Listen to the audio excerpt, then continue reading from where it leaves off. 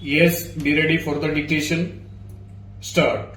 At the very outset, we must make a distinction between sections 147, 149, 150 and 151 on the one hand and section 151A of the Act on the other. Stop. While interpreting these provisions, it has to be kept in mind that though the right to elect a person is fundamental to democracy, yet it is only a statutory right. Stop. It is also well settled in law that the legislations governing the said right have to be strictly construed. Stop. A two-judge bench in D.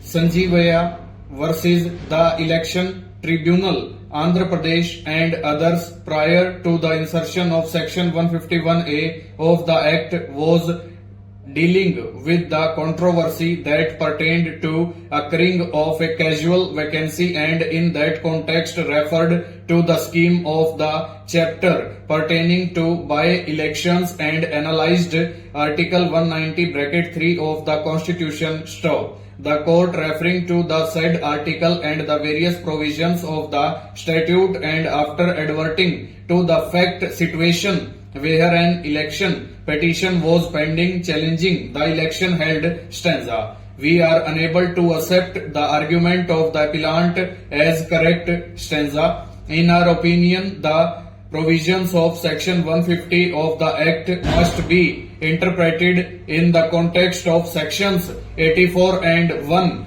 AIR 1967 SC 1211998(c) and other relevant provisions of Part 3 of the same Act. Stop. If the interpretation contended for by the appellant is accepted as correct, the vacancy must be filled by a by-election as soon as a member resigns his seat, notwithstanding the pendency of an election petition challenging his election. Stop. If the candidate who filed the election petition eventually gets a declaration that the election of the member is void and that he himself had been duly elected, there will be two candidates representing the same constituency at the same time, one of them declared to be duly elected at the general election and the other declared to have been elected at the by-election, and an impossible situation would arise,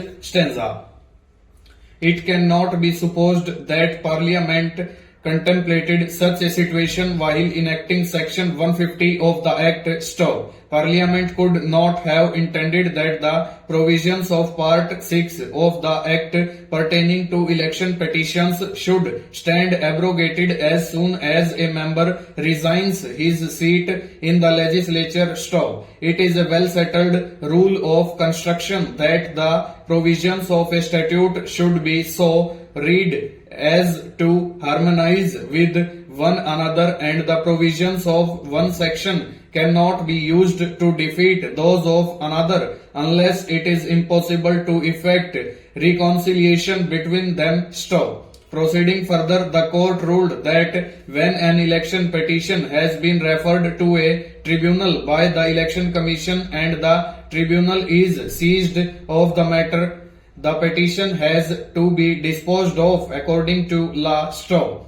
The tribunal has to adjudge at the conclusion of the proceeding whether the returned candidate has or has not committed any corrupt practice at the election, and secondly, it has to decide whether the second respondent therein should or should not be declared to have been duly elected. Stop. A returned candidate cannot get rid of an election petition filed against him by resigning from the seat in the legislature, whatever the reason for his resignation may be. Full stop. Over.